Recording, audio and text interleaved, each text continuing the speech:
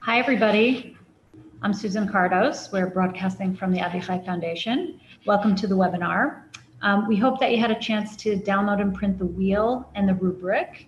And if you haven't had a chance yet, you'll find the link in the chat box. We welcome you. Glad that you're here and on time. We have a big group today, so we're very excited about that. We're going to go to a poll.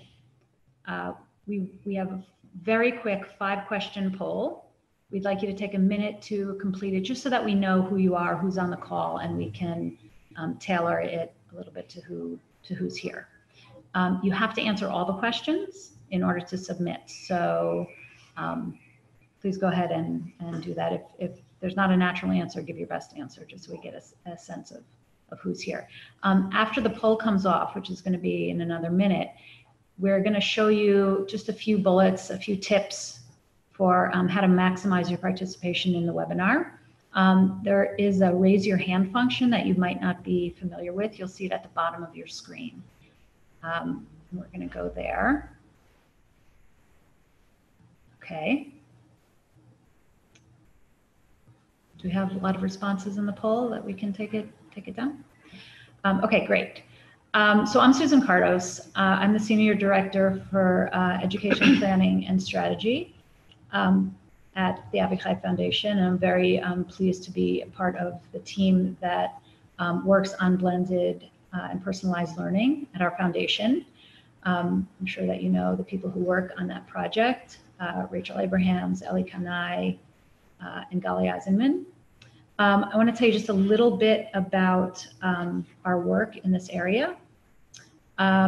We work this project has been going on 7-8 years already. We work in 3 main areas. We work with new schools who have came into being specifically to deliver blended or personalized learning.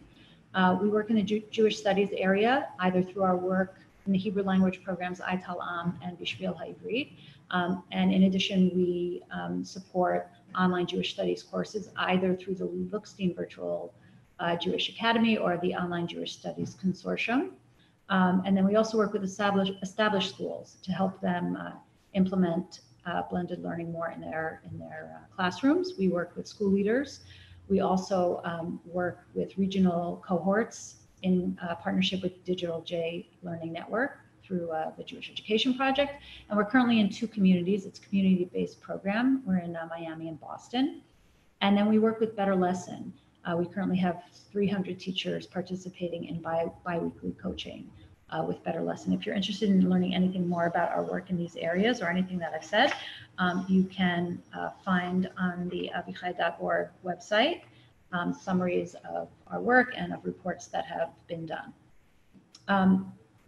We think that you got a summary of a research project within which the rubric and the wheel that we're going to be using today were contained.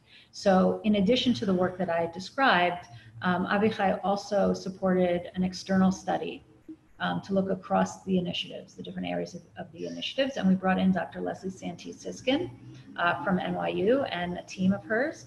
And the full report that her team wrote can be found on our website under Knowledge Base and under Research North America. So we encourage you to check out the whole study. I just want to introduce Leslie. Leslie's a sociologist by training. Her work focuses on the implementation of organizational change and its implications for teacher work. She taught at Hofstra and at the Harvard Graduate School of Education before she came to NYU. She's also been a fellow at Columbia University and Cambridge University.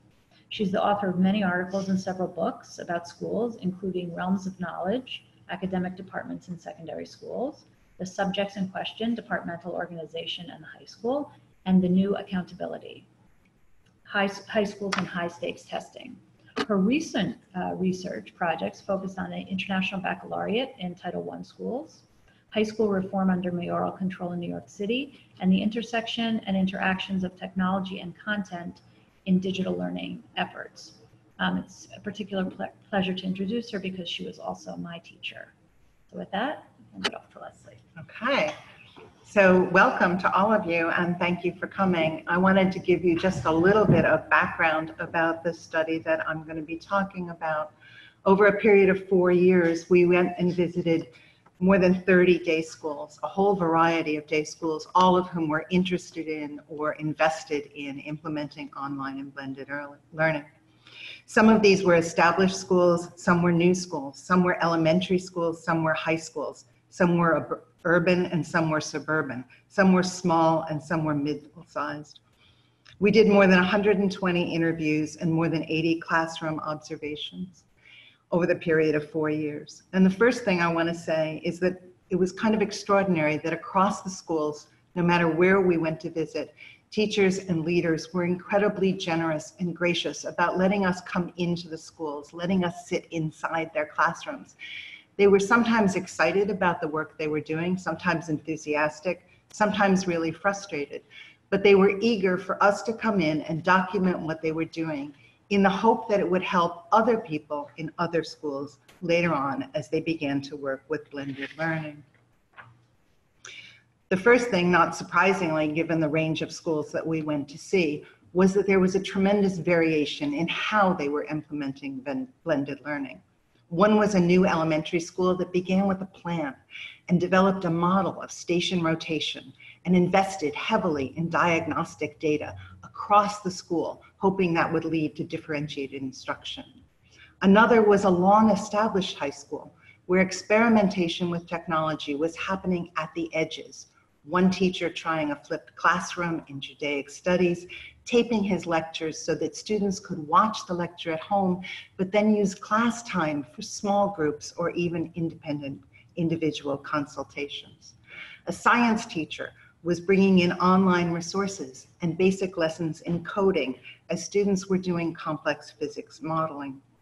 And several students whose needs did not fit the schedule, as hard as administrators were working to develop a really complex schedule, could take existing courses from a statewide virtual academy in general or even in Judaic studies. These schools had different problems to solve and different purposes to serve. So they were doing a wide range of different things to meet the particular needs in their locations. And these are just a couple of examples of what teachers and leaders said about why they were investing in or exploring blended learning. There was tremendous variation within the schools as well. In that established high school, most classes were not yet touched by the new technologies, and many teachers were not yet tempted. In fact, across the schools, the range of experience with technology was quite wide. Some teachers didn't know what a tablet was, or referred to themselves as digital dinosaurs or Luddites. Others had grown up connected to social media online or had worked in tech fields. But in spite of all the variations in practice and in purposes across and within schools, we found some remarkable consistencies and widespread agreement, which is what I want to talk to you about today, because that was both surprising and striking. The first was that across the schools, there was wide agreement in where they wanted to go. They saw this as kind of a continuum. They talked about it as a journey or as a process, taking steps to move from the traditional text-based school through technology enhanced, where computers or online databases provided extra resources. They wanted to move through that to get to a stage they described as truly blended. But they did not want to go to the far right end of the continuum, what they described as the virtual school, the fully online school. Because for day schools, the relationships between teachers and students were precious, and they didn't want to sacrifice those to the computers for the sake of efficiency. A lot of the schools that we were in described themselves as entering or pretty far into the technology enhanced phase. They said things like, we're making a lot of progress, but not yet truly blended. Or we're doing some activities, computer opportunities, CDs for enrichment or concepts, but blended, not really. Or Integrating technology, I'd say 95% are doing something. Actually doing blended learning, that's a lot more difficult. I'd say maybe about half. So then our question became, if what they really wanted to get to was the stage of truly blended, what would truly blended look like if they got there? Out of our interviews and out of our observations and out of our conversations with teachers and school leaders, we identified a set of 8 elements that the schools agreed were the characteristics of a truly blended school. It would include increased content opportunities for students. It would include a variety of instructional mode and media. It would include diagnostic assessment and data use, differentiated instruction, personalized pathways, production and publication of student work, a change of the role of teacher from deliverer of lectures to designer and facilitator, and it would require school-wide planning and support. Next, working with those interviews and observation data and working with the teachers in the schools and the leaders, we drafted a rubric of what those elements would look like as schools moved through the different phases. This is really hard to read, I know, on your screen, so I hope you had the chance to print it out. But if not, here's a slightly larger version where you can see what each element down the left looks like as it moves from the traditional, number 1, all the way over to the right to a truly blended school. I hope everybody can see what these look like or had the chance to print them out, because we're going to refer more to them in a few minutes. But let's just look now at the traditional starting point, and we have a slide for that. There we go. This is kind of a traditional school stereotype. We didn't actually see any school that really looked like this, even before they began blended learning, at least not most of the time. But in most schools, teachers and administrators felt that on some days and in some classrooms, it looked a lot more like this than they wanted. And that was one of the reasons why they really wanted to move to blended learning, to try to move away. So let me just take a minute to look at what that traditional stereotype looks like, because this is what we took as the starting point. In the traditional stereotypical school, the curriculum is standardized for the whole class. Everybody is learning the same thing at the same time, and curriculum is contained inside the classroom. In terms of instruction, it's basically that teachers talk and students listen and read. In terms of diagnostic assessment, schools have end-of-course exams or sometimes state tests. There are teacher observations of student work and sometimes IEPs for special needs, but it's not very personalized. So you can see, just looking at this list, what we took as the starting point for schools beginning to move toward truly blended learning. As we used the rubric, we could have developed a graph or a chart with a set of numbers at where schools saw themselves, but instead what we did was develop the wheel. This is a wheel that contains each of those 8 elements running around the outside of the wheel, and at the inside, stage 1 at the center, the school would fill in the pie wedges as it implemented more of online and blended learning, moving out from 1 to 5. So we used these wheels as an exercise and as a check with teachers and administrators in our schools who helped us revise and refine these categories and describe with greater clarity, but real brevity, what it would look like if they were doing this.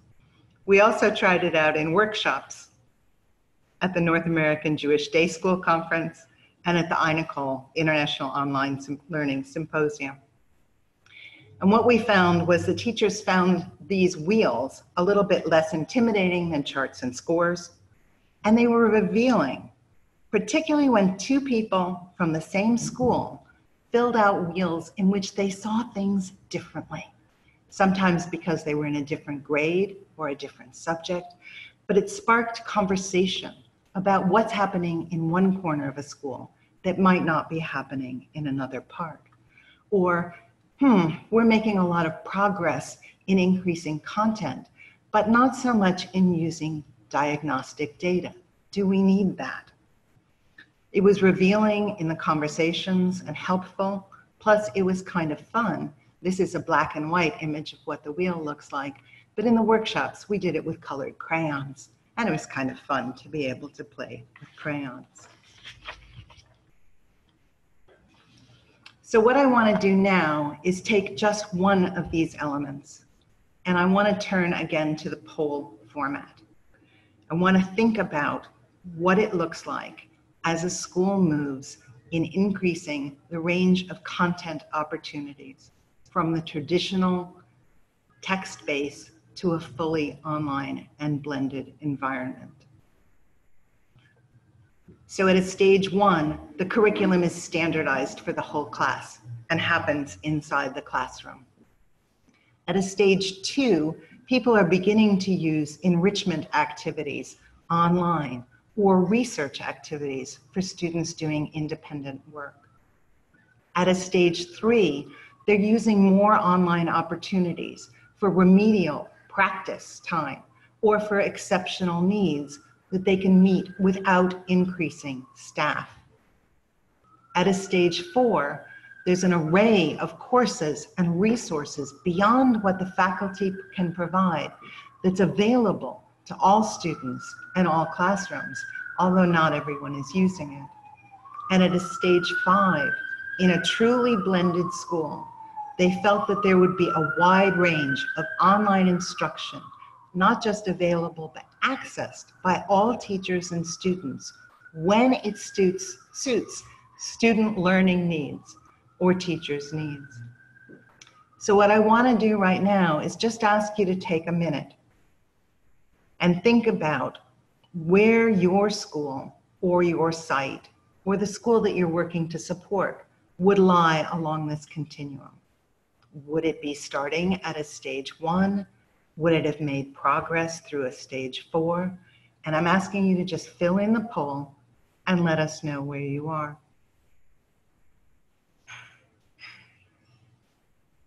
We're waiting for results to come in. Are they coming? I'm hoping we can go a little bit beyond this poll and ask some of you to raise your virtual hand and share with us where you think you or your site is on this element, whether you're making progress or whether you're feeling stuck. It looks like a lot of people are beginning and moving even to stage 2 and 3. Most people seem to have identified stage 3, where they're using online opportunities for remedial or exceptional needs without increasing staff.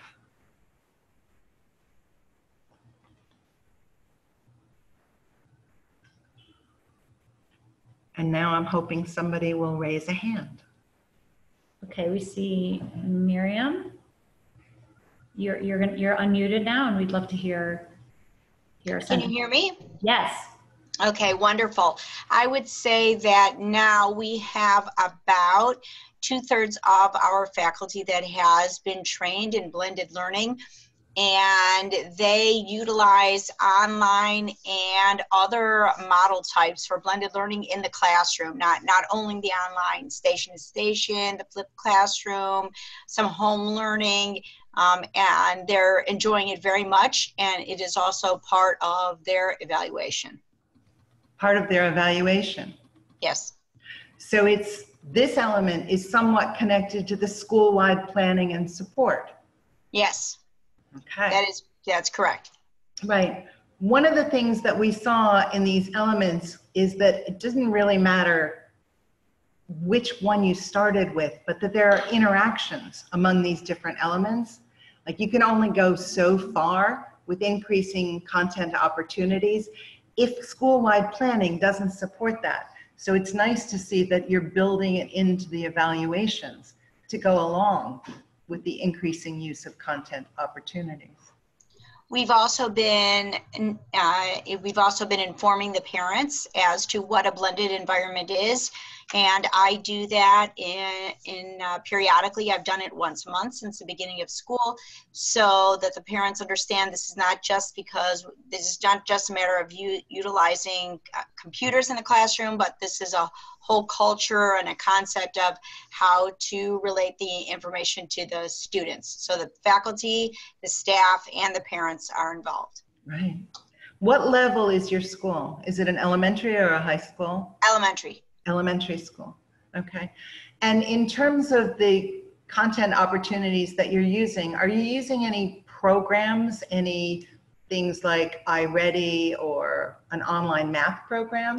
We use iReady, and we also in our science lab have the ZSpace, and we utilize STEAM activities. So a few different, we have Chromebooks for the students. We have smart boards in the classrooms. Okay. One of the things that was interesting that we saw, we talk about what the schools have in common, but there are also some variations by grade levels. So there are more programs like iReady that are available for elementary schools to use, and more high schools tend to use online resources rather than programs for instruction. That was a difference that we saw across the schools, but still moving in the same direction. Does anybody else want to share by raising your hand? Give you a minute to decide.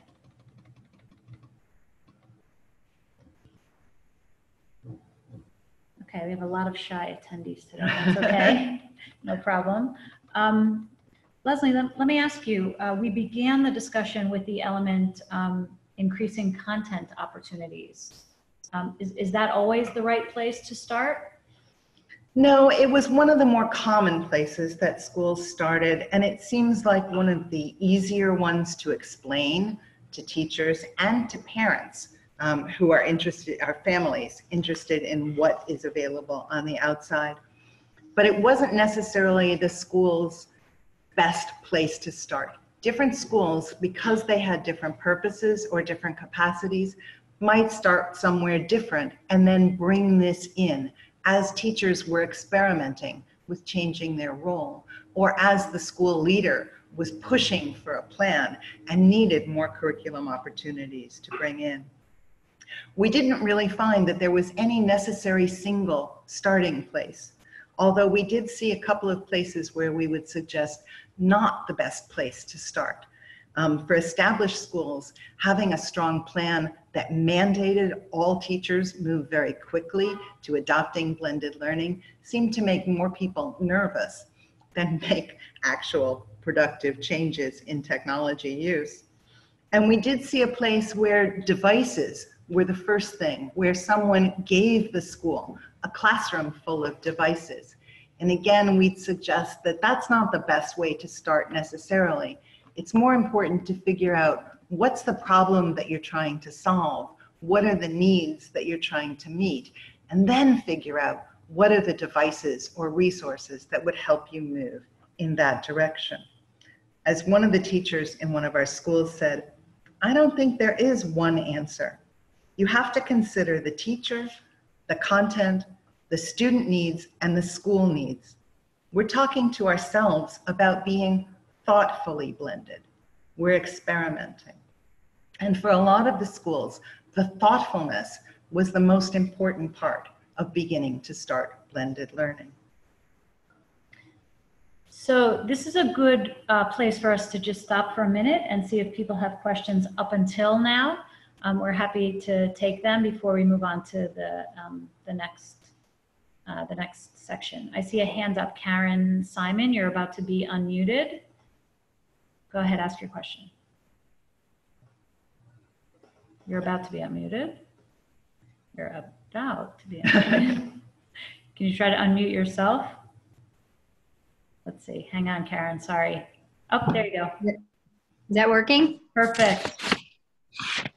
Okay, so you said a few things that resonated with me. One is this idea that you buy the devices and then you figure out what you're going to do with them. So we have decided not to do that because in the past we had technology in the room. If there wasn't really a plan, it seemed to me and to others to be sort of a waste. So the balance is what is a little bit challenging. We're using a program called Math 180 now for our remedial middle school math program, and that's a real blended learning program. And we have brought in a lot of PD for the teachers because there's no way they could do it without a lot of support. So we brought in a few days of PD just for the teachers, and that's going very nicely. The challenge is that we have the Chromebooks that the kids need to be able to use the program, and now making sure that everything works has been a little bit of a challenge, but I think hopefully right now it's going pretty well. The other place that we're using it is depending on the teacher's comfort level with technology. Any teacher who wants to have centers in their room and Chromebooks in the room, we're doing that in both Limude Kodesh and in the general study. So some teachers are taking advantage, and then we're inviting other teachers who want to see what it looks like to go into those rooms. So it's really wonderful. It's really at the I would say beginning in some places, and some teachers are really more proficient with it.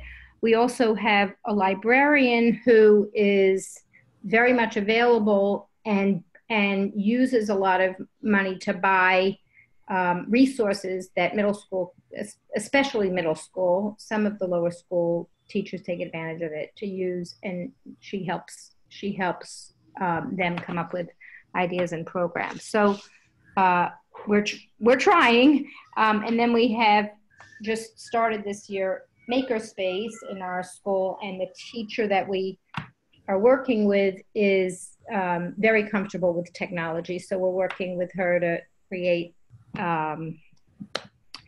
curriculum that will include the technology. But I think what we're finding is that the technology has to support whatever the curriculum and instruction is, and not the other way around. So not like, let's get some fun thing to do, and now we'll just do this fun thing, but it doesn't align with the standards that we're trying to cover. So I think that was maybe a mistake in the past, that, you get these cool ideas. So I can go into a classroom and see teachers doing fun things, but I'm not really sure why. So now we're sort of adjusting it in the other direction. Right. So two things that I would want to pick up on in what you were describing. First is you were describing another one of these interdependencies that we talked about in terms of the wheel, where moving too far ahead in one pie wedge isn't going to be very productive if the other interdependent pie wedges don't come along with it. So just bringing in expanded curriculum opportunities isn't going to get you very far unless you have the PD and the support for teachers so that they know how to work with it. And just bringing in any curriculum opportunities isn't going to help you very much unless you know where it is in your school-wide planning and support that you think you're trying to get. So those are the kinds of interdependencies that we were seeing on the wheel as people fill in one piece of the wedge and say, oh, we haven't done anything about changing teacher role and PD, and maybe we need to invest a little more in that now that we have the devices. The other thing I wanted to pick up on is that you talked about how some teachers are comfortable with technology and other teachers are more struggling. And this was one of the things that was kind of a surprising finding for us in the study, because we kind of hypothesized going in that more experienced and older teachers would have a harder time doing this than the new generation of digital natives. But it turned out that while the younger teachers had grown up online with social media and Google searches and things like that, it didn't necessarily mean that they knew how to teach with technology or how to bring it in a thoughtful way for students learning. And some of the more experienced teachers, even the digital dinosaurs who had to really figure out how to show something on a screen, had a range of repertoire of teaching strategies. So once they learned how to use the tool, they could use it in productive ways. And when you talk about the biggest challenge, they had a fallback strategy for when the internet went out, or when the computer didn't work, or when something went wrong. So they had a set of kind of backfill that they could bring to the classroom.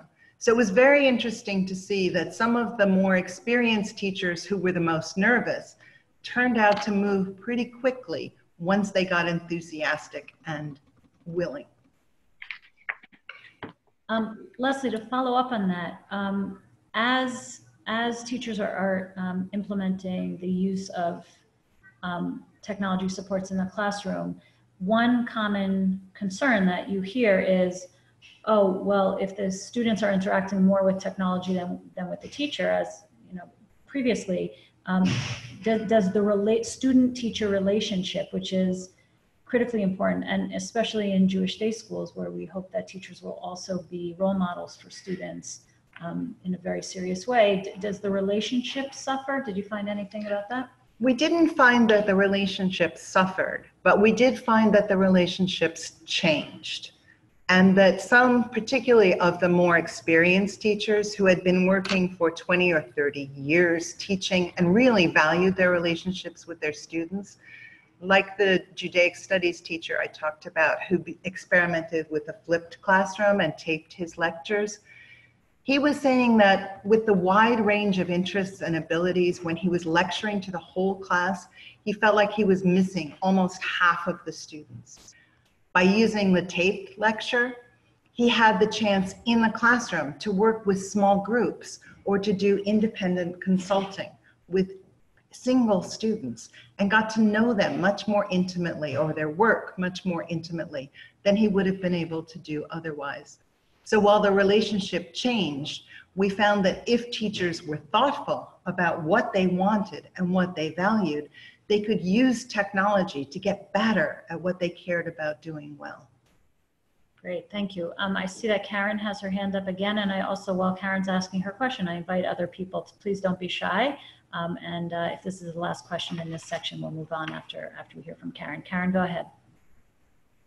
Hi, I just typed in my question, but maybe somebody could help me. One of the problems at the middle, especially at the middle school level, is that kids are sometimes going off of the site that they're supposed to be on and having fun with the internet. So I know that that's a management problem, but it is a very strong pull for kids. And I'm wondering if you could share how other schools dealt with that.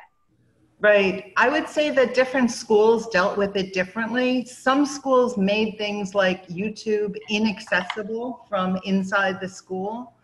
Other schools, where the classroom was small, could work with the teacher moving around so they could see what students were doing while they were in the class, or they had group projects so the students, when they were online, were working on something in particular.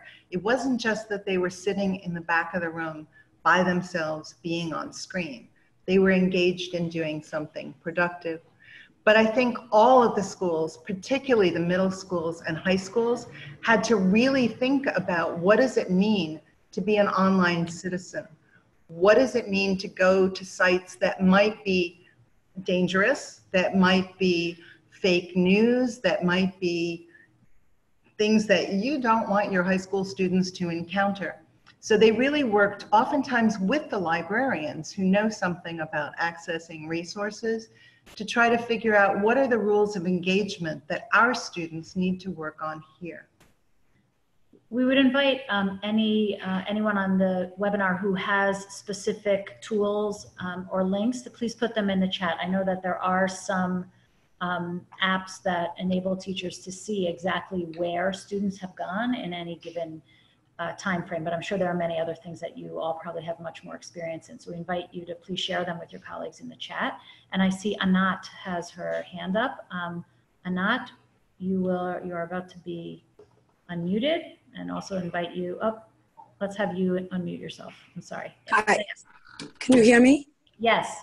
Oh, great. So we got the digital citizenship curriculum and digital citizenship, and we worked with our students on it. So it was very helpful to them. However, it was interesting. Learning it is different than them implementing it. It's very hard to monitor the computers. And I thought maybe you could tell me if you think that some sort of, I don't know if they have some sort of a web page that can filter. I know they have a few. I don't know which one is good. Or maybe some mirror in the back that we can see students' computers. We've been discussing different things that we can do, since so many times students just can't help themselves. The Yetzer Hara, or whatever, the temptation is just too great to have the computer in front of them and not get off to another window. Right. I think it's the same kind of thing that school leaders often experience when they're dealing with faculty meetings. And they know that in the back of the room, many of the teachers are actually checking their email instead of paying attention to what's going on in the front of the room. But I think as teachers shift their role, they're less likely to stand in the front of the room and talk, and more likely to move around the room or have groups of students facing different directions so that screens become more visible. But I think in large part, it's always going to come down to how do we develop a set of norms of behavior so that we interact with each other in an honorable way.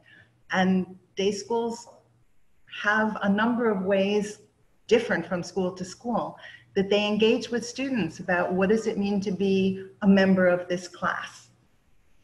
Ephraim Reese has put into the chat the website for teaching, Google's Teaching Digital Citizenship, which he's promoting as an excellent tool. So we invite you to take a look at that. Another question I guess I would like for you to address, Leslie, is if a school believes that it already has an academically strong... Let's go back to the elements. Oh, okay, sorry. Let's jump back for a second. We've talked a little bit about the different elements and about the different interactions. And in some of your questions, you've seen how these interactions might complement or constrain each other. If you're not doing the professional development with teachers, the curriculum opportunities that you increase aren't going to be used very widely or very well. So what I'd like to do now is we'd like to just kind of open up that list of elements to you. And we have another poll. And we're just going to look at the 8 elements that are on this wheel and think about in your school or in your site, which element are you most interested in working on, or are you working toward? Are you focusing your energies more on increasing content opportunities, on trying to develop a variety of instructional mode or media, or are you investing in school-wide planning and support? So we're just curious to see, where is it that you feel like your energies are best put right now?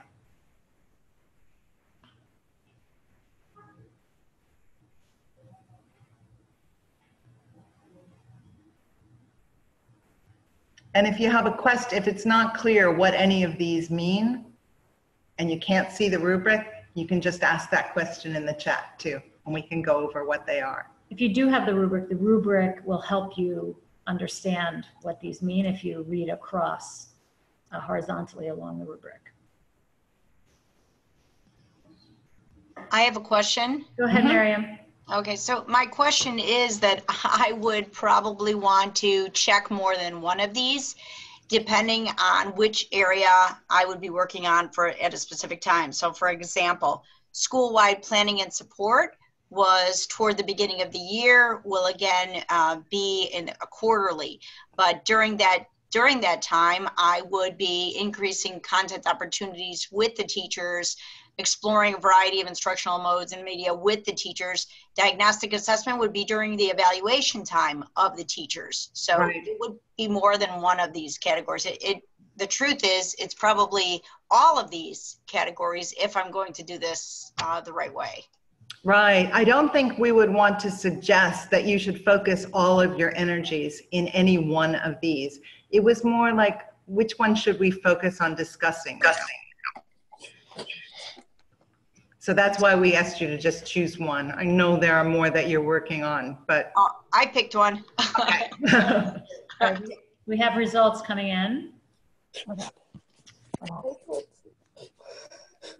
told them. Differentiated instruction, wow. Guys, that And like school-wide planning and support are the two top ones.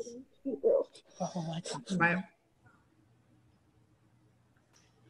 So in terms of differentiated instruction, it's really interesting that a number of people chose that as the one that they'd like to talk about most. What we see in traditional school is a fairly limited use of test scores or observations or IEPs. And one of the advantages that blended learning promises to people is that many of these programs, particularly programs like iReady, offer diagnostic data that you can use in order to differentiate instruction.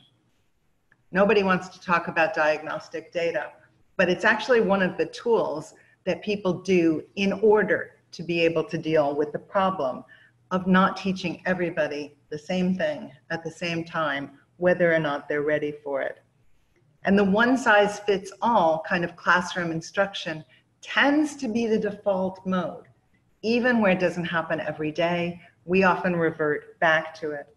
Or we use a kind of simple method of saying there are 3 levels in this classroom, and we clump students together as if they fit neatly into these 3 categories, whether we call them redbirds and robins or whether we call them the advanced students. But if you're using a station rotation model, or if you're using a flipped classroom with small group exercises, if you're using blended learning, one of the things that you can do is mix and match the groups so that different students are in different groups on different days. And in some of the classrooms that are doing well, they change groups from one period to another so that they can be with different students, they can be working on different kinds of tasks depending on where they are. And one of the things that was most extraordinary to see in this is that students who often felt like they were always in the remedial box or always in the back of the room working on practice exercises, if different students are doing different things, you're not the only one who's doing something different. And so people actually felt more whole class membership when they were doing differentiated activities. So blended learning really helped people vary not just the time and task, but the content of what students were engaging and the style with which they were engaging it. Is that helpful? It's as if one of our schools said, it's as if you're doing IEPs for all students, and you can develop a plan for different students to move at different pace through slightly different activities, even though you're trying to get them all to the same point at the end. Are there other questions? Just going to take a scroll through here, see if we have any other questions. Okay, great. I'm going to ask the next question. Or do you want to talk about? I did want to talk go about ahead. one. Let's go back to the Can poll we go for a back to second. the poll for a second? Because one of the things that didn't get chosen as something to talk about is something that I think we actually should talk about, which is the production and publication of student work.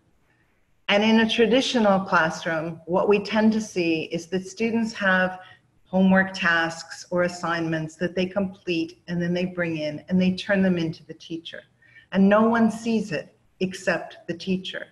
So I think it was Miriam who said a few minutes ago that they were developing a maker space. One of the things that happens in blended learning schools and classrooms is that students start or increase the frequency with which they create products that other people see. In some classrooms, it means you're showing your work to your peers because small groups are working together and you're sharing it. In other schools, it means that you're doing a research project and you're showing it to the rest of the school. It's kind of like a science fair phenomenon. But in other schools, as they move forward, they're developing YouTube videos that they're posting to the public, or they're developing a video that they actually, in one school, took to the state legislature to talk about a policy change that they were engaged in trying to make. And this is sometimes really difficult for schools to do because it's turning things kind of inside out. But looking at real problems and doing work that goes outside the teacher's view to a real audience turned out to be one of the most powerful elements, and to bring a lot of the other elements along with it. Because if you're doing a lot of production and publication of student work, you're almost inevitably having to try a variety of instructional mode and media. You're having to reach out for other kinds of content opportunity. So it turned out even to be a challenging thing, but to be a very powerful shift in how teachers and schools think about student learning when they move toward a truly blended design. Right.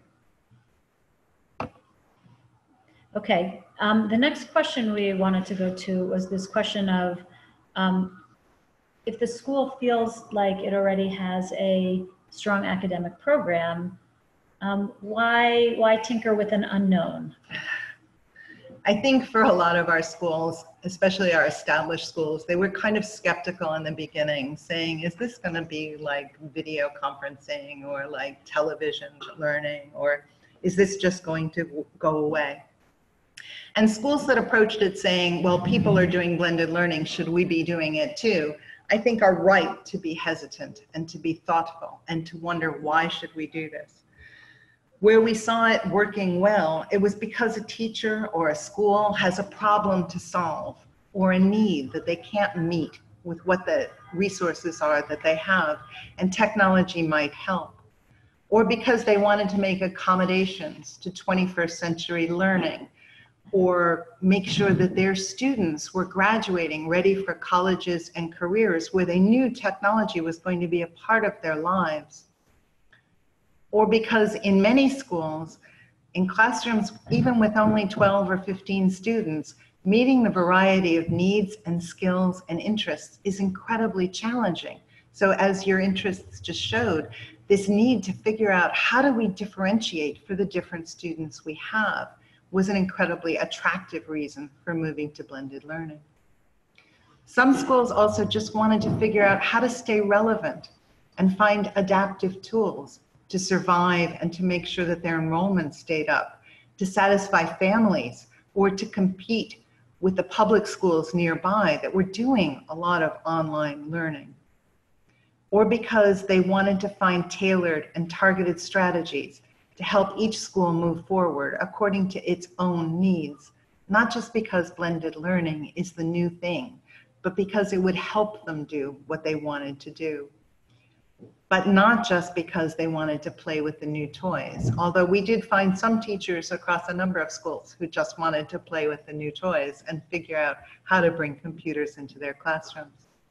And not because they think students should be plugged into computers or spending their time on screen instead of working together with real life teachers and classmates.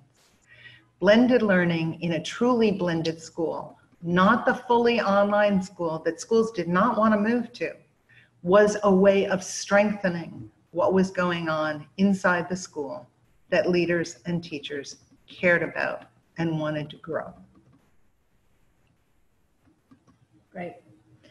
I think we're going to open it up and just kind of have an open forum for people to ask their questions based on what you've heard or questions that are still lurking for you.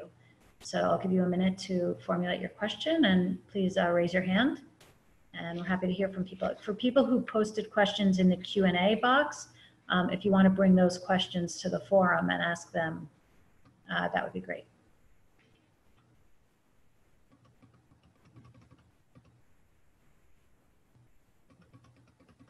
Give you a minute.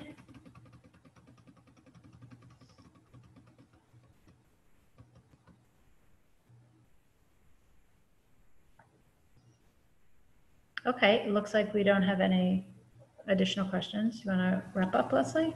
Okay, I just wanted to stress again this idea that moving to truly blended is a way of bringing technology in to help schools do what it is they need to do or want to do in more efficient, sometimes more cost-effective ways than they could do otherwise.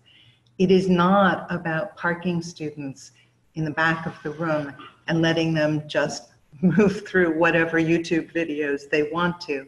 And it is not about plugging them in to computers. Do we want to bring the cartoon up?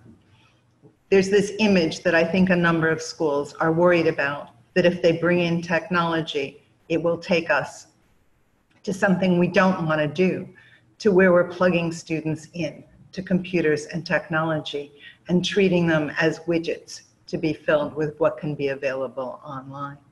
None of the schools that we went into, even the ones that wanted to do personalized playlists, wanted to have students isolated with time on screen or in a virtual school. They really valued the in-person experience, the social and emotional learning, and the community building that day schools can provide. So blended learning offered a way of having the best of both worlds. Great, and with that, we thank everybody for their attention, and we thank Leslie very much for bringing this high-quality research that we can use to help improve our schools into an open forum. And we invite you to stay part of the conversation and reach out to us.